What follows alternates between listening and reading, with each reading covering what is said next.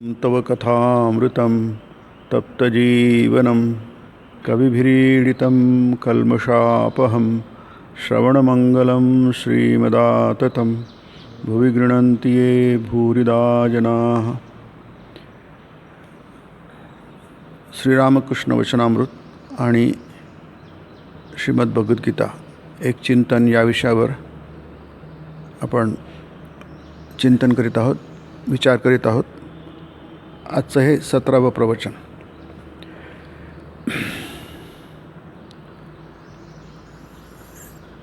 श्रीरामकृष्ण वचनामृतामध्ये प्रथम 4 अध्याय याचा आपण एकत्रित विचार करीत आहोत। श्रीरामकृष्णांच्या सान्निध्यात प्रथम मास्तर महाशय येतात आणि ते कशा प्रकारे श्रीरामकृष्णांच्या व्यक्तित्वाने भारावून जातात। त्यांना सगळंच काही आवडतं, तिथलं ठिकाण, श्रीरामकृष्ण भक्त मंदिर, तिथलं वातावरण, तिथले भक्त आणि त्यांची वचनं। आणि आता इथे नवीन भक्त होतो पण त्यांचं गाणं। श्रीरामकृष्ण एक अतिशय सुमधुर गाणारे होते आणि ते त्यांना इतकं आवडलं त्यांचं गाणं। ते म्हणतात की जसा नादलुब्ध सर्प असतो आणि तो त्या गाण्याने गुंग होऊन जातो, स्तब्ध होतो, तसं श्रीरामकृष्णांचं गाणं ऐकून ते भारावून गेले होते। श्रीरामकृष्णांचं व्यक्तिमत्व विविध प्रकारे आपल्याला 4 अध्यायांमध्ये, प्रथम 4 अध्यायांमध्ये आढळून येतं आणि मास्तरांनी ते कशा प्रकारे ग्रहण केलं हे आपल्याला इथे दिसतं। श्रीरामकृष्ण आपल्याला सांगतात की मनुष्य विविध प्रकारचे असतात। ही सृष्टी आहे, भगवंताची सृष्टी आहे। ही त्रिगुणात्मिका प्रकृतीतून निर्माण झालेली आहे। यामध्ये सर्वच प्रकारचे लोक असतात। प्रत्येक व्यक्ती दुसऱ्या व्यक्तीपासून भिन्न असतो आणि ते सगळेच त्या भगवंताच्या सृष्टीतलेच असतात। पण त्याची वर्गवारी श्रीरामकृष्णांनी केलेली आहे आणि ती वर्गवारी आपण समजून घेणं महत्त्वाचं आहे, कारण त्यातून स्पष्ट होतं आपल्यासाठी काय। कारण भोवतालच्या वातावरणाचा आपल्या जीवनावर परिणाम होतो हे नक्की, आपल्या मनावर परिणाम होतो हे स्पष्ट आहे। आपण घडतो म्हणजे काय? घडतो म्हणजे ज्या वातावरणात राहतो त्याप्रमाणे घडतो। जे संस्कार आपल्याला प्राप्त होतात ते आपल्याला घडवतात। म्हणून ही वर्गवारी आपल्याला स्पष्टपणे माहिती हवी। बद्ध, मुमुक्षु, सिद्ध आणि नित्यसिद्ध असे 4 प्रकारचे माणसं जगात असतात। अर्थात नित्यसिद्ध फारच कमी असतात, त्यांना आपण अवतार पुरुष वगैरे म्हणतो। ते जन्मग्रहण करतात। संभवामी आत्ममायया असं गीतेमध्ये म्हटलं आहे। संभवामी म्हणजे मी येतो, दिसतो या अर्थाने। ब्रह्म दिसत नाही, निर्गुण निराकार आहे, पण मी दिसतो, प्रत्यक्ष होतो, व्यक्त होतो, दृष्ट होतो या अर्थाने। कसं? स्वमायया, माझ्या स्वतःच्या मायेने। त्याच मायेने ही सगळी सृष्टी निर्माण झाली आहे। त्या मायेच्या सृष्टीमध्ये, भगवंताच्या सृष्टीमध्ये ज्याप्रमाणे अवतार पुरुष असतात, त्याचं दुसरं टोक म्हणजे बद्धजीव पण असतात। भगवंताची माया त्यांना पूर्णपणे ग्रासून टाकते, त्यांना इतर काही सुचूच देत नाही। आणि मुमुक्षु म्हणजे काय? मुमुक्षु म्हणजे मायेतून तो बाहेर पडण्याचा प्रयत्न करतो. मुमुक्षु काय असतो? तो सकाळी उठल्यापासून रात्री झोपेपर्यंत एकच विचार करतो, मला मुक्त व्हायचं आहे. या जन्मबंधनाच्या कचाड्यातून माझी सुटका झाली पाहिजे. त्याला मुमुक्षु म्हणतात की नाही. कारण त्याला कळलेलं असतं हे बंधन फार भयंकर असतं. जन्म मरण संसरण सतत तोच क्रम चालू असतो. शेकडो जन्म, 83 लक्ष योनी वगैरे म्हणतात की नाही. आणि माणसाचा जन्म मिळणं अतिशय अवघड. तो एक चान्सच आहे की नाही वगैरे वगैरे शास्त्रात खूप सांगितलं आहे. आपल्याला वचनामृतामध्ये सुद्धा पुढे दिसेल ते की हिंदू शास्त्र सांगतं की मनुष्य जन्म फार दुर्लभ आहे की नाही. मग कैचा भगवंत की नाही. हा देह गेल्यानंतर मग भगवंत कुठला? पण मुमुक्षु म्हणजे त्याचं लक्षण काय आहे ते इथे आपण बघत आहोत. मास्तर महाशय की नाही, त्यांचे संस्कार सगळे जागे होतात. मुमुक्षुत्वाचे सगळे संस्कार जागे होतात त्या स्थान महात्म्यामुळे, साधू संघामुळे की नाही. आणि तितकं अचानक घडतं की आपण 4 अध्याय बघतो आहे, काही दिवसच झालेले आहे. दुसरी तिसरी त्यांची भेट आहे, पण त्यांचे सगळे संस्कार जागे होतात. आणि ते संस्कार जागे झाल्यामुळे त्यांना ते सगळं प्रत्येक गोष्ट अनुकूल वाटायला लागते, आवडायला लागते. एरवी आपण जातो आणि विसरून जातो. गेलो तर त्याला म्हणतात बद्ध. ते संस्कार जागेच होत नाही, त्याला म्हणतात बद्ध. इथे जे आपण बद्धचे लक्षण सांगितलं आहे की नाही, तर चुकून देवाचं नाव घेणार नाही वगैरे वगैरे. वेळ मिळाला तर पत्ते खेळत बसेल किंवा काहीतरी मला काय करावं, वेळ जात नव्हता, कुंपण घालीत बसलो आहे. याचा अर्थ काय? त्याला सगळ्या गोष्टी आवडतात, फक्त देव आवडत नाही, देवाकडचं आकर्षण नाही आहे.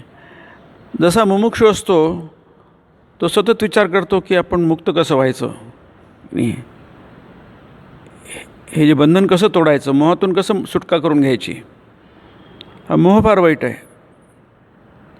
बद्धचं लक्षण काय आहे? तो मोहातच तिथेच डुबलेला असतो खालपासून वरपर्यंत. तर मोह आहे, जसं म्हटलं आहे की जे मासे असतात ते जाळ्यामध्ये चिखलामध्ये तोंड खुपसून बसतात. त्यांना त्याची जाणीव नसते की धीवर म्हणजे कोळी हा काय करेल, जाळं बाहेर काढेल आणि पटापट टोपलीत टाकेल, म्हणजे मृत्यू. मग तो शरीराचा मृत्यू असो की आध्यात्मिक मृत्यू असो की नाही. म्हणजे परमार्थाय अयोग्यो भवती. परमार्थाच्या दृष्टीने तो अयोग्य आहे. याला म्हणतात बद्ध. जसा मुमुक्षु रात्रंदिवस मोहातून कशी सुटका व्हायची प्रयत्न करत असतो, त्याचा विचार करत असतो, चिंतन करतो, याला आपण म्हणतो विवेक. आता संपूर्ण वचनामृत किंवा कोणतेही शास्त्र, आपण फक्त इथं वैदिक शास्त्राचा विचार करतो आहोत. विशेष करून वैदिक शास्त्रामध्ये हा विवेक फार महत्त्वाचा आहे की नाही.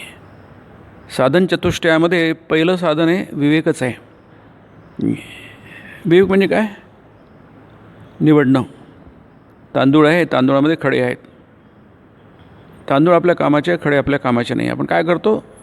त्याला पसरवतो आणि खडा शोधतो आणि त्याला बाहेर चिमटेने धरून फेकून देतो. तो आपल्या कामाचा नाही आहे, दाता त्याला त्रास होईल आहे. त्याला म्हणतात विवेक. शास्त्रश्रवण सत्संग म्हणजे काय? सतत विवेक जागृत करणं, त्याचा संस्कार जागृत करणं की नाही. ते आपल्यात असतात पण दबलेले असतात की नाही. ते सत्संगाने जागे होतात. म्हणून मास्तर महाशय जेव्हा येतात तेव्हा त्यांना सत्संग घडतो. आणि आपण तिसरा अध्यायात बघतो आहे की त्यांना चटक लागते सत्संगाची नाही. ते श्रीरामकृष्ण हे तिसरी भेट हे आहे, 4था अध्याय आहे. आणि त्या दिवशी तिथे नरेंद्र पण आहेत, त्यांचं वय अजमासे 19 वर्षांचं, मास्तरांचं वय 27 वर्षांचं. आणि आणखी इतर जण पण बसले आहेत भवनात वगैरे तिथे. आणि सगळेजण हास्य विनोद चालू आहेत, जोरजोराने खिदळणं चालू आहे. लेकिन हे जरा आपण ज्याची कल्पना करत नाही तसल्या प्रकारचं वातावरण आहे. सत्संग म्हणजे थोडं गंभीर, लोक ह्यांनी ऐकतील. पण वचनामृतामध्ये दिसेल किंवा आपण या 4थ्या अध्यायात बघू की सगळीकडे तसंच आहे. ते खिदळत असतात नेहमी, आहे की नाही, हसत असतात. हास्याचे मजल्यावर मजले चढत असं आहे की नाही. हे जरा वेगळ्या प्रकारचा परमार्थ आहे श्रीरामकृष्णांचा, आहे की नाही. त्याचं बसलं आहे खिदळत आहे, हास्यावर मधल्यावर मधले. कधी तर ते लोळण घ्यायचे, लाटू वगैरे इतकं त्यांना हसवायचे, नक्कल करायचे. एकदा संकीर्तन करणाऱ्या बाईची नक्कल आहे याच्यामध्ये, आहे की नाही. तितके हुबेहूब नक्कल करतात आहे श्रीरामकृष्ण की सगळेजण पोट धरून धरून हसतात आहे, काही तर लोळायला लागले, की नाही. पण हा कसला परमार्थ, आहे की नाही. मास्तर बुचकळ्यात पडतात, आहे की नाही. हे इतकं गंभीर ज्ञान सांगत आहे, तत्त्वज्ञान सांगत आहे, ईश्वर भक्ती सांगत आहे. आणि हेच काय आहे ते आता इतकं म्हणजे हास्यावर मधल्यावर मधले चढतात, नंतर थोड्याने पुन्हा ते समाधीत जातात, की नाही. हा जो प्रकार आहे मास्तर महाशय बघत आहेत, या 4 अध्यायात आपण बघतो आहोत, आहे की नाही. हा काय प्रकार आहे, मास्तरांनी याची कधी कल्पना केली, बघितलं तर नाहीच म्हणा, पण त्याची कधी कल्पना पण नाही केली. आपण कुठं कल्पना करतो असं काय असतं म्हणून, आहे की नाही. पण श्रीरामकृष्ण हा जो परमार्थ आहे, अध्यात्म आहे, हे कसं आहे, आनंदाचा विषय आहे, की नाही. हा आनंदाचा विषय आनंदाकडे घेऊन जाणारा, कारण ब्रह्म हे आनंद स्वरूप आहे, की नाही. आनंदाथैव खल्विमानी भूतानी जायन्ते, की नाही. हे सगळं जग आनंदातून निर्माण झालेलं आहे, आनंदातच स्थित आहे आणि आनंदातच समाविष्ट होणार आहे, प्रविष्ट होणार आहे. इथून तिथपर्यंत सगळा आनंद आहे. ब्रह्म हे आनंद स्वरूप आहे, सच्चिदानंद म्हणतो, सच्चित सुख म्हणतो आपण. याचा अर्थच आहे की अध्यात्म हे अतिशय आनंद देणार आहे. फक्त हा आपल्याला आपला जीवनात संघर्ष असतो, प्रकृतीच्या विरुद्ध आपण हा मार्ग आहे. म्हणून उपनिषदामध्ये क्षुरस्य धारा निशिता दुरत्या म्हटलं आहे. आणि आता धारदार पात्यावरून जर तुम्ही चालले तर ते काही आनंद देणारी गोष्ट नाही आहे, फारच वेदना देणारी गोष्ट आहे, की नाही. असं का, कारण आपण आपल्या प्रकृतीविरुद्ध संघर्ष करत असतो, की नाही. त्यामुळे तो त्रास होतो. परमार्थामध्ये त्रास नाही आहे, की नाही. म्हणून श्रीरामकृष्णांचं आपण इथं बघतो आहे, एका जणाची काहीतरी योगिक अवस्था म्हणा, जे काय असेल ते त्यांनी बघितली आणि ते सगळं तोंड वाकडं तिकडं आणि काहीतरी दुःख फार होतं आहे. मग त्यांनी श्रीरामकृष्णांची समाधी बघितली आणि त्यांना अरे ही तर वेगळी आणि ती वेगळी आहे, नाही. म्हणून हे सगळं जे काही आहे इथलं मास्तर महाशय बघत आहेत, नाही. आणि ते बुचकळ्यात पडत आहे आणि ते काही बोलत नाही. मास्तर हे गंभीर स्वभावाचे आहेत, मितभाषी आहेत, कमी बोलणारे किंवा न बोलणारे आहेत. हे आपल्याला इथे वचनामृतात दिसेल, ते फार कमी बोलतात ते, की नाही. पण ऐकतात मात्र, की नाही. आपण खूप जास्त बडबड करतो, ऐकतो कमी, की नाही. पण मास्तर महाशयांचं एक वैशिष्ट्य आहे, अर्थात काही कोणती कारण असेल ते तसे स्वभावानेच गंभीर स्वभावाचे होते आणि त्यांच्याकडून मोठं काम झालेलं आहे. श्रीरामकृष्णांची वचनं ग्रथित केली आहे त्यांनी, हे फार मोठं काम आहे. जगावर त्यांचे फार उपकार आहेत, की नाही. कल्मषापहम श्रवणमंगलम श्रीमदाततं भुवि गृह्णन्ति ये भूरिदा जनाः. म्हणजे हे जे अध्यात्मदान देणारे जे असतात तेच खरे खरे दाते असतात. सगळ्यात मोठं दान अध्यात्मदान, अन्नदान, प्राणदान, आणि विद्यादान हे 3 गौण आहेत. विद्या म्हणजे पोटभरू विद्या या अर्थाने. या भौतिक जगातलं आपलं अस्तित्व त्यावर अवलंबून असतं की नाही. ते 3ही गौण आहेत. सगळ्यात महत्त्वाचं सगळ्यात मोठं दान म्हणजे अध्यात्मदान. आणि मास्तर महाशयांनी ते आपल्याला दिलं इथे. तर त्यासाठी एकाग्रता लागते की नाही, प्रचंड एकाग्रता लागते की नाही. आणि मास्तर महाशयांच्या व्यक्तिमत्वामध्ये दिसतं. ते एक कारण असू शकतं की ते मित स्वभावाचे आहेत, मित बोलणारे, मितभाषी आहेत. अधिक बोलत नाही, ऐकतात, सगळं निरीक्षण करतात, सगळं बारीक बारीक गोष्टी निरीक्षण करतात. त्यामुळे आपलं खूप सुंदर असं इथे दिसतं. इतकं निरीक्षण आहे ते सगळं ते नोंद करून ठेवलं. आता नोंद करून ते काही ते स्टेनोग्राफर नव्हते की नाही, परंतु त्यांची फोटोग्राफिक मेमरी होती. जसं आपण फोटो काढतो आणि जसं तसं फोटोमध्ये येतं तसं तसं त्यांच्या लक्षात राहिलं. नंतर त्यांनी कधी ते डेव्हलप केलेले नोट्स आहेत त्या, पण त्यामध्ये इतकं बारीक बारीक बारीक बारीक गोष्टींची नोंद आहे. त्यामुळे मास्तर महाशय हे एक महत्त्वाचं व्यक्तिमत्व आहे. जसं महाभारतामध्ये आपल्याला माहिती आहे, महाभारत ही व्यासांची रचना आहे, वेदव्यासांची रचना आहे किंवा कृष्णद्वैपायन व्यासांची रचना आहे. आणि त्या महाभारतामध्ये व्यास अगदी सुरुवातीपासून शेवटपर्यंत त्यांचं अस्तित्व आहे की नाही. आणि त्यांचा उल्लेख असतो, पण ते तृतीय पुरुषी उल्लेख होतो त्यांचा. मी म्हणत नाही, पण त्याचं आहे अगदी शेवटपर्यंत आहे ते. महाभारत संपल्यानंतर सुद्धा नंतर भागवत म्हणजे काय, परीक्षित राजाला सांगितलेलं शुकदेवाने. शुकदेव व्यासांचे पुत्र आहेत. शुकाला व्यासाने सांगितलेलं आहे भागवत, कृष्णाचं चरित्र. म्हणजे व्यास नंतरसुद्धा आहेत. इतके महान व्यास हे सगळे तिथून भरून आहे. तसंच याच्यामध्ये पण ते आपल्याला प्रथमपुरुष नाही. इथे सुद्धा वचनामृतामध्ये मास्तर महाशय प्रथमपासून शेवटपर्यंत आहेत, पण त्यांचा उल्लेख मी करत नाहीत ते, नाही की नाही. मास्तर, मणी आहे की नाही, वगैरे वगैरे करतात, परोक्ष रूपाने करतात, आहे की नाही. म्हणून मास्तर महाशयांचं व्यक्तिमत्व फार महत्त्वाचं आहे आपल्या बाबतीमध्ये. नाही पण ते बद्ध मुमुक्षू, सिद्ध आणि नित्यसिद्ध. ते जे मुमुक्षुत्व काय असतं, आहे की नाही. आणि आता आपण नवीन व्यक्तिमत्व बघतो, ते अतिशय महत्त्वाचं आहे. ते म्हणजे नरेंद्र, परवर्ती काळातले स्वामी विवेकानंद. त्यांचं व्यक्तिमत्व मास्तर महाशय आपल्यासमोर उलगडून सांगतात की नाही. आणि ते पण फार महत्त्वाचं आहे की जसं आपण मास्तर महाशयातून बघण्याचा प्रयत्न करतो, तसंच नरेंद्र हे नित्यसिद्ध. म्हणजे ते कधी पार्थी होतच नाही, त्यांच्या जीवनाला माती लागतच नाही. ते म्हणतात ना, तो पक्षी होमा पक्षी उडतो आणि खाली जमिनीत पडतच नाही. तो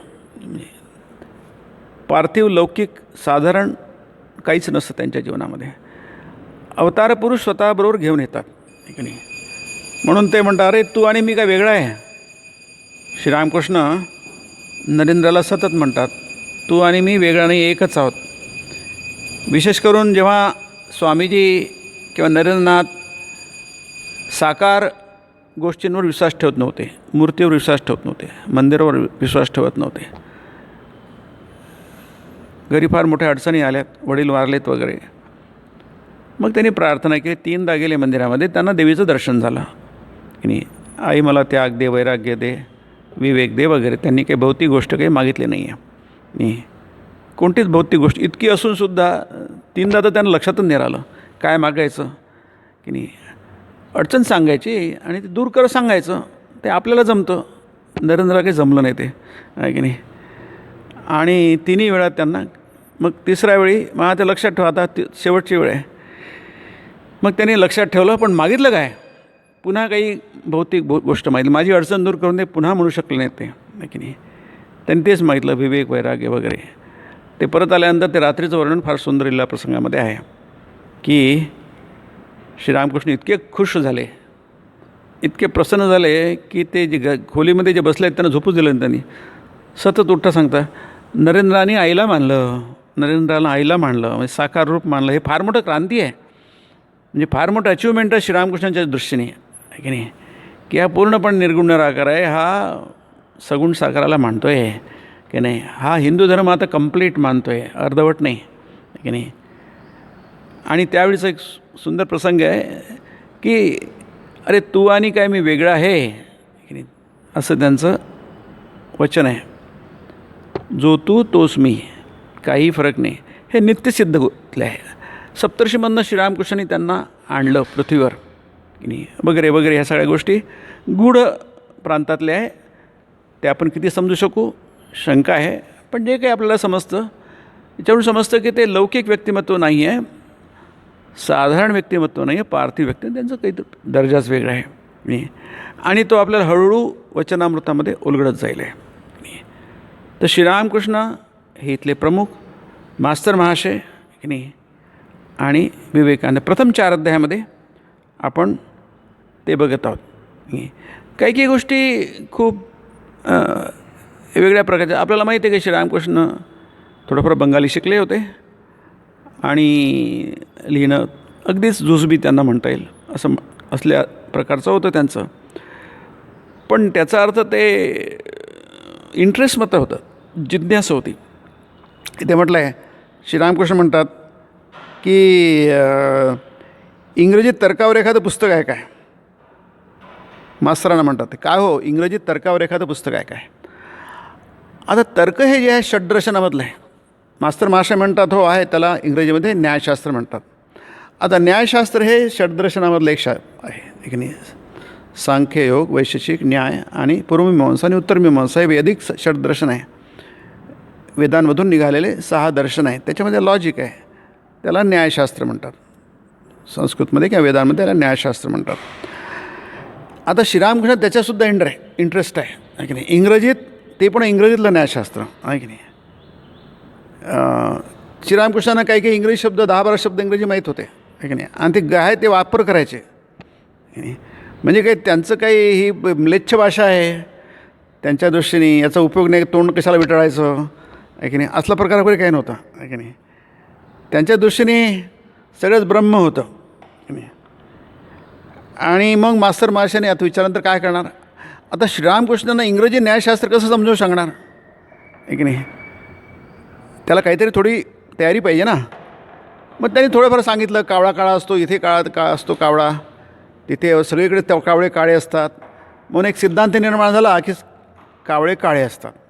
त्याच्यात फ्लॉ असतो काय, कधीतरी एखादा पांढरा कावळा दिसू शकेल, आपल्याला माहीत नाही की नाही. असं काहीतरी समजून सांगून राहिले. आता श्रीरामकृष्णांचा जो इंटरेस्ट आहे, आवड आहे तर्कशास्त्र जाणण्याची किंवा न्यायशास्त्र जाणण्याची, लॉजिक ज्याला म्हणतात आपण म्हणतो, ही काय आहे तेवढ्यापुरतीच आहे की नाही. थोडं त्यांचं लक्ष इकडे तिकडे चाललं जातं आहे की नाही. म्हणजे त्या गोष्टींची जिज्ञासा आहे, पण तिथं ते काही त्यांचा खरा इंटरेस्ट म्हणा की रुची नाही आहे. आणि तिथे छान म्हटलं आहे की मास्तरांच्या साऱ्या सांगण्याला केवळ हुंकार देत होते, हू करत होते. म्हणजे किती ते ऐकत होते आणि किती ऐकत नव्हते सांगणं कठीण आहे. ऐकताच त्यांचे मन दुसरीकडे निघून गेले आहे की नाही. ते म्हणतात एका ठिकाणी, मला मूर्ती खूप छान बनवता येत होत्या आहे की नाही, परंतु गणितशास्त्राचं माझं याचं हाडाचं वैर होतं आहे की नाही. म्हणजे गणित म्हणजे हिशेब की नाही, त्यांनी जीवनामध्ये कधीच हिशेब केला नाही की नाही. त्या मला काही तुमचं पगार नको, मी सही करणार नाही, तो पगार तुम्ही दुसऱ्याला देऊन टाका कोणाला तरी नाही, अशी त्यांची तयारी होती. हिशेब, पैसे ह्या सगळ्या गोष्टी महत्त्वाच्या आहेत, पण श्रीरामकृष्णाच्या दृष्टीने त्याला काही महत्त्व नव्हतं. आणि तसंच आपण विवेकानंदांचं बघतो, नरेंद्रांचं बघतो आहे की नाही. हे त्यांना कधीच जमलं नाही. आपण जेव्हा नरेंद्रांचं याच्यात बघतो किंवा नंतर स्वामी विवेकानंदांचं बघतो, त्यांना हा व्यवहार जो म्हणतो तो कधी जमला नाही. पण त्यामुळे त्यांच्या यश आणि अपयशामध्ये काही फरक नाही पडला, प्रचंड यश मिळालं त्यांना. आता हे सगळं आपण पुढे जातो आहे की गीतेमधला हा एक श्लोक आहे, 2ऱ्या अध्यायातला 53वा श्लोक की नाही, की श्रुतिविप्रतिपन्नात् ये यदा स्थास्यति निश्चला समाधावचला बुद्धी तदा योगमवाप्स्यसि की नाही. योग म्हणजे स्तब्धता, स्थिरता, निश्चलता, त्याला योग म्हणतात. मनाचा निरोध, मन स्तब्ध होतं. मन एरवी हवा जिथे वाहते तिथे दिव्याची ज्योत जशी फडफडते तसं फडफडत असतं मन. तर हे योग म्हणजे काय, मनाची स्तब्धता म्हणजे काय नाही, की हे आपण ऐकतो, बरंच काही ऐकतो, त्यामुळे त्याला श्रुतिप्रतिपन्नात असं म्हटलं आहे.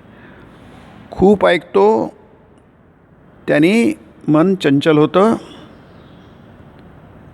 पण असं एक ऐकणं असतं त्यांनी मन स्थिर स्तब्ध होतं. दोन प्रकारचं ऐकणं असतं.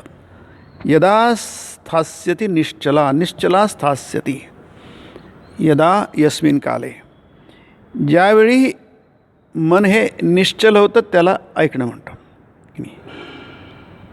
जसं म्हटलं आहे नादलुब्ध सर्प. आता सर्पाला ऐकू येत नाही असं आजकाल लोक म्हणतात, त्याला कानच नसतात, तो भाग वेगळा. परंतु ज्या ऐकण्याने मन स्थिर होतं, स्तब्ध होतं,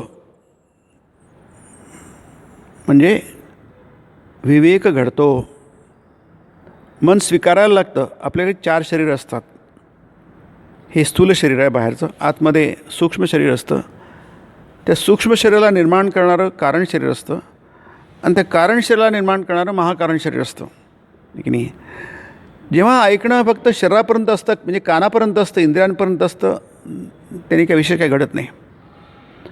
पण ज्या शरीराच्या ऐकण्याचा परिणाम आपल्या अंतर किंवा सूक्ष्म शरीरावर होतो, लिंग शरीरावर होतो, की नाही, त्यांनी परिवर्तन घडतं. श्रुतिविप्रतिपन्ना ते यदा स्थास्यते निश्चला समाधा वचला बुद्धी तदा योगमवाप्स्यसि, त्यावेळी तुला योगाची प्राप्ती होईल. समाधौ अचला, अचला बुद्धी, की नाही, म्हणजे चलित न होणारी बुद्धी. मन स्थिर झालं आहे, बुद्धी स्थिर झाली आहे, की काय होईल आहे, तुम्हाला त्या स्तब्धतेचा अनुभव येईल आहे. मी आणि हे आपल्याला इथं दिसतं आहे.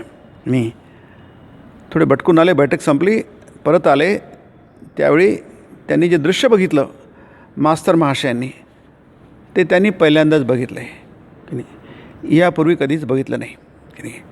ते काय आहे, नरेंद्रनाथ गात आहेत आणि श्रीरामकृष्ण निश्चलून उभे आहेत. 4-2 भक्त त्यांच्या भोवती उभे आहेत. मास्तर मुग्ध होऊन गाणे ऐकू लागले. अगदी देहभान हरपून गेले त्यांचे त्या गाण्याने. एक श्रीरामकृष्णांना वगळले तर मग इतके मधुर गायन त्यांनी इतर कुणाच्याच कंठातून कधी ऐकले नव्हते. श्रीरामकृष्णांची अवस्था अवलोकून तर ते आश्चर्यचकितच होऊन गेले. श्रीरामकृष्ण उभे होते निस्पंद, कोणतेही स्पंदन नाही.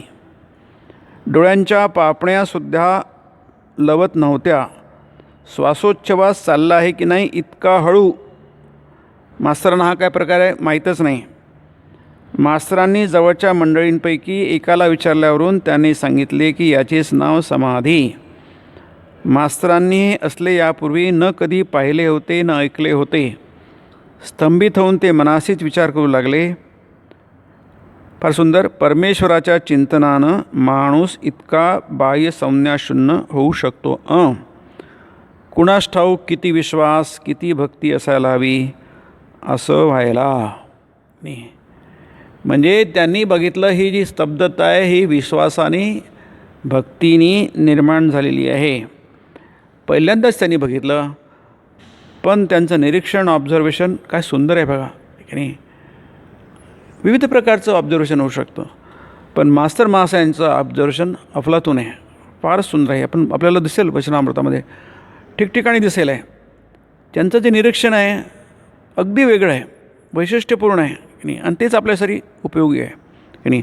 आपल्याला एवढं काही समजत नाही, आपण हे निरीक्षण करतो, पण ते कसं करायचं ते आपल्याला समजत. त्यासाठी प्रतिभा हवी असते, की नाही. जी आपण व्यासांची प्रतिभा बघतो, की नाही. महाभारताचं वैशिष्ट्य काय आहे, आधी पदोपदी आपल्याला व्यासांची प्रतिभा दिसते. गीतेचं महत्त्व काय आहे, गीतेमध्ये आपल्याला पदोपदी प्रत्येक श्लोकामध्ये कृष्णाची प्रतिभा दिसते. वेगळंच काहीतरी बुद्धी आहे, ही साधारण बुद्धी नाही आहे, की नाही.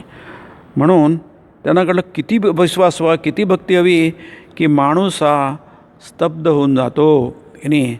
म्हणजे जगाशी त्याचा संपर्क पूर्णपणे तुटून जातो की नाही. जग आहे पण त्यांचाच जगाशी संपर्क नाही आहे की नाही. आणि हे सुंदर आहे. चिंतय मम मानस हरी चितघन निरंजन. बंगाली भजन फार सुंदर भजन आहे. मी तुम्हाला कधी ऐकत असेल बघा. बंगालीमध्ये फार सुंदर त्याला सूर आहे. आणि आम्ही जेव्हा बेलुमळा ट्रेनिंग सेंटर गेलो त्यावेळी ते पहिल्यांदा म्हटलं ऐकायला येईल का आपल्याला. मग तिथं मी ऐकलं. फारच छान गाणं आहे नाही. आणि याच्यामध्ये आपण ते काही भजन घेत नाही, वेळ कमी आहे. परंतु मास्तरांनी जे सांगितलं आहे समाधीचे आणि प्रेमानंदाचे ते अद्भुत रम्य चित्र असं त्यांचं वर्णन केलं आहे त्यांनी. समाधी आणि प्रेमानंद. समाधी म्हणजे तुम्हाला निश्चलता, स्तब्धता, स्थिरता जी आपल्याला स्पष्टपणे दिसते की नाही, कळते. म्हणजे ज्याला काही समजत नाही त्यालासुद्धा दिसतं. आणि दुसरं त्यांनी विशेष नाव प्रेमानंद की नाही. ईश्वर प्रेमातून निर्माण झालेला जो आनंद आहे श्रीरामकृष्णांच्या समाधीमधून तो जणू काही झळकत आहे. एका ठिकाणी वर्णन केलं आहे की पावसाळ्यामध्ये जसं पृथ्वी पाण्याने निथळत असते किंवा अगदी ओला कपडा बादलीत बुडवलेला त्याला बाहेर काढल्यानं तो निथळत असतो, तसं प्रेमाचा आनंद श्रीरामकृष्णांच्या व्यक्तित्वामधून त्या समाधीमधून निथळत आहे. तो दिसतो आहे, स्पष्टपणे दिसतो आहे नाही. ते मास्तर महाशयांनी इथे अद्भुत रम्य असं म्हटलं आहे. अद्भुत रम्य चित्र हृदयपटलावर. हृदयपटल जणू हृदय कसं आहे हे पटल आहे. म्हणजे एक बोर्ड आहे समजा आहे की नाही. आपण बोर्डावर काहीतरी लिहितो, पटलावर काहीतरी लिहितो आणि ते आपण वाचतो, दिसतं आहे आपल्याला, वाचता येतो. तसं हा प्रेमानंद आणि समाधीचं जे अद्भुत रम्य चित्र आहे ते हृदयपटलावर जणू काही रेखांकित केलं गेलं की नाही, अगदी स्पष्टपणे. आणि मास्तर आता घरी जाणं आवश्यक आहे की नाही. अगदी आपण ज्याला म्हणूया अगदी अनिच्छेने पाय उडत राहत. सगळं त्यांचं मन इथे आहे. जिथे मन असतं तिथेच आपले पाय असतात, तिथे आपण टिकतो की नाही. पण त्यांना घरी जाणं आवश्यक आहे. आणि मग ते मास्तर घराकडे परतण्यास निघाले नाही. त्यांचे पाय आता घराकडे जात आहेत. परंतु की नाही आपण मास्तरांकडे तर मुमुक्षु कसा असतो या अर्थाने बघत आहोत, या दृष्टीने बघत आहोत की नाही. ते श्रीरामकृष्णांचे अंतरंग शिष्य होते, गृहस्थ शिष्य होते वगैरे वगैरे. पण इथे आपण मुमुक्षूंचं जीवन कसं असतं की नाही. आता स्वामींचं पण आपण मुमुक्षू जीवन बघतो याच्यामध्ये, त्यांची व्याकुळता वगैरे की नाही. पण ते नित्यसिद्धाच्या कोटीतले होते की नाही, ईश्वर कोटीतले होते नाही. मास्तरांचं आपण ते जीवन बघतो आहे एक मुमुक्षू या अर्थाने बघतो आहे की नाही. आपण सगळे ज्याला आपण भक्त म्हणतो ते सगळे मुमुक्षू असतात. मुमुक्षू म्हणजे मुक्तीची तीव्र इच्छा की नाही. सतत विचार करत असतात की या भवबंधनातून कसं मुक्त व्हायचं की नाही. हे जे भवाचं बंधन आहे, संसाराचं बंधन आहे, मोहाचं बंधन आहे, आसक्तीचं बंधन आहे, हे जाणवतं की नाही. ते जाणवलं पाहिजे, त्याला मुमुक्षू म्हणतात. आपलं ते जाणवतच नसेल तर मग त्याला बद्धावस्था म्हणतात की नाही. जाणवायला लागलं की जाणवायला लागलेलं आपल्या मग आपण त्या मुक्तीच्या मार्गाकडे वाटचाल करतो आहोत असं होतं. म्हणून मुक्तीच्या मार्गावरची वाटचाल कशी होते, त्याची लक्षणं काय हे आपल्याला माहीत पाहिजे की नाही. म्हणून इथे फार सुंदर आहे. अर्थात मास्तर महाशय फार कवी मनाचे होते, त्यांची रचना फारच सुंदर आहे आणि समाधीचे आणि प्रेमानंदाचे ते अद्भुत रम्य चित्र हृदयपटलावर चांगले अंकित करून घेऊन मास्तर घराकडे परतण्यास निघाले. एक एक शब्द महत्त्वाचा आहे नाही. रस्ता चालताना मधून हृदयवीणेवर प्राणांना वेड लावणाऱ्या त्या दिव्य संगीताच्या प्रतिध्वनीचे मंजुल कोमल झंकार उठत होते. मी जास्ती वर्णन करत नाही तर बराच वेळ जाईल आहे, पण एक एक शब्द मात्र महत्त्वाचा आहे की नाही. काय भाषा आहे आणि काय वेगळं हे आहे म्हणा, त्याची अभिव्यक्ती आहे बघा आहे की नाही. त्यांच्यात दिसतं आहे की ते मुमुक्षुत्व आहे की नाही. म्हणून आपण काय केलं तर ते मुमुक्षुत्व हे केंद्रभूत भाव आहे, लक्षात घ्या. की नाही. आपल्या सनातन वैदिक धर्माचं मूळ आहे मुक्ती, आहे की नाही. आपण मुक्ती म्हणून स्वामीजी कर्मयोगामध्ये प्रारंभी सांगतात की भारतीय दर्शनाने जर कोणता एक भाव आपल्यासमोर ठेवला असेल, जगासमोर ठेवला असेल, तो एकच, मुक्ती मुक्ती मुक्ती, आहे की नाही. ते असेल बाकी सगळ्या गोष्टी होतात, ते नसेल तर बाकी सगळ्या गोष्टी व्यर्थ होतात, की नाही. सगळ्या संतांनी सांगितलं आहे की नाही. या भवबंधनातून म्हणजे येण्या जाण्यातून किंवा मोहातून मुक्ती नसेल, आसक्तीतून मुक्ती नसेल, अहंकारातून नसेल, वासनामुक्ती नसेल तर सगळंच व्यर्थ आहे. त्यासाठी जन्मभर प्रयत्न करा, किती साधेल देवाची कृपा, की नाही. परंतु आपलं ते लक्ष मात्र, परमोच्च लक्ष मात्र तेच आहे. आणि म्हणून आपल्याला ते दिसतं आहे की त्यांच्या हृदयावर मात्र आता काय आहे, त्यांनी पूर्ण काबीज केलेला आहे. हा जो भाव आहे, हा भाव पूर्णपणे त्यांच्या याच्यात आलेला आहे. आणि त्यामुळे मग ते श्रीरामकृष्णांकडे वारंवार येतात, नाही. आणि हा नंतर चतुर्थ दर्शन आहे, चौथ्यांदा त्यांची भेट श्रीरामकृष्णांची होते. आणि त्यावेळी ते इथे पण आहे गीतेचा 6व्या अध्यायातला 22वा श्लोक दिला. यम लब्ध्वा चापरम लाभम मन्यते नाधिकं ततः यस्मिन् स्थितो न दुःखेन गुरुणापि विचाल्यते. ही स्थिती प्राप्त करायची आहे, त्यालाच चरमावस्था परमावस्था म्हणतात, मुक्तीची परमावस्था आहे. आणि मास्तर महाशयांचं ते त्यांना तिकडे वाटचाल चालू आहे म्हणून म्हणतात की ते पुन्हा येऊन तिथे हजर झाले. जसं मोर हजर होतो, त्याला चटक लागल्यानंतर अफूची, तर बरोबर वेळेवर होतं अफू खायला, की नाही. श्रीरामकृष्ण एक विनोद करतात, सगळेजण हसायला लागतात, की नाही. कारण ते मास्तर माशांना धरून विनोद असतो, की नाही. आणि पुन्हा त्यांचा हास्य विनोद चालतो. आता ह्या अध्यायाच्या शेवटी नाही आहे की आपण पुढच्या ह्याच्यात पण घेऊ, ते गाणं त्यांना पुन्हा ऐकायचं आहे. गेटपर्यंत गेले आणि तिथून पुन्हा परत आले. ते दक्षिणेश्वरचं मुख्य द्वार आहे ना, तिथपर्यंत गेले, रात्र होऊन गेली आहे, चौथं दर्शन आहे. तिथपर्यंत गेले, त्यांना काहीतरी आठवलं, पुन्हा आले ते परत. आणि त्यांनी शोधलं, आपण उद्या पुढच्या वेळी बघू. आणि त्यांना ते श्रीरामकृष्ण मंदिराच्या समोर तो सभामंडप आहे, तिथे फिरताना झालं. एकाकी केसरी म्हटलं आहे, सिंह जसा एकाकी परत फिरत असतो, की नाही. आपल्याच आत्माराम म्हटलं आहे, स्वतःचंच मग्न आहे, त्याला जगाची काही पर्वा नाही आहे. ते दर्शन बघून श्रीरामकृष्ण डोळे निवले, असं त्यांचे डोळे निवले. म्हणजे ते इतकं काय समाधान म्हणतो, परमसमाधान, मन खूप संतोष, मनामध्ये खूप संतोष, की नाही. आपण ते महापुरुषाच्या दर्शनाने डोळे निववित आहेत, सुंदर आहे, स्तिमित होऊन म्हटलेलं आहे, आश्चर्यचकित होऊन. माणसारखा माणूस, पण नाही, माणूस नाही आहे, वेगळंच काहीतरी आहे. मी ते म्हणतात की मी काही आज भजन वगैरे होणार नाही, पण तुम्ही बलरामांच्या घरी आहे, तिथे होईल. तर ते म्हणतात की बलरामांच्या घरी, ते म्हणतात ठीक आहे, पण ते पुन्हा येतात. नाही बाबा, ते मोठे लोक आहेत, त्यांच्या घरी कशाला जायचं, मी काही तिथे नाही, मी इथंच येत जाईल. असं जसं आपण म्हणू, कशाला परक्या माणसाच्या घरी कसं जायचं एकदम, की नाही. त्यांना काय वाटेल असं आपण समजतो. तर श्रीरामकृष्ण तसं त्यांना ते पटत नाही. ते छे असं काय म्हणून, की नाही. माझं नाव सांगा तुम्ही, हे फार महत्त्वाचं आहे. पुढच्या वेळी बघू.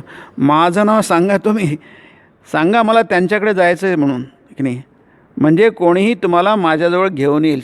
देवाचं नाव घेतलं, की नाही, देवाचं स्मरण केलं की तुम्हाला कुठेच रोकटोक नाही आहे, की नाही. फार सुंदर आहे की देवाचं नाव घेतलं, देवाचं स्मरण केलं की तुम्हाला कोणी अडवणार नाही. माझं नाव सांगा तुम्ही, सांगा मला त्यांच्याकडे जायचं म्हणून, म्हणजे कोणीही तुम्हाला माझ्याजवळ घेऊन येईल, की नाही. याचं जे मर्म आहे हे सहजपणे आपल्याला समजू शकतं, की नाही.